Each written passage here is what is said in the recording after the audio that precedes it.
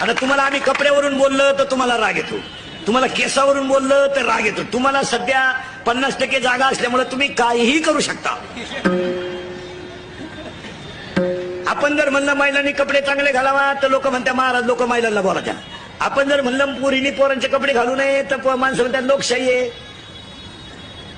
आपण म्हणलं नाही एखाद्या मुलीनं आई वडिलांची इज्जत घालू नये, ती म्हणती प्रेमाला स्वातंत्र्य आहे. म्हणजे तुमच्याबद्दल बोलणं आणि हाताने झक मारून घेणं, तुम्हाला जसं वागता येईल तसं वागा.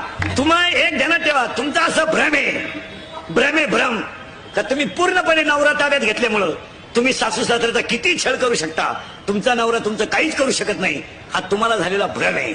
पण तुम्ही यांना ओळखेल नाही अजून. ही फक्त गप बसत्यात.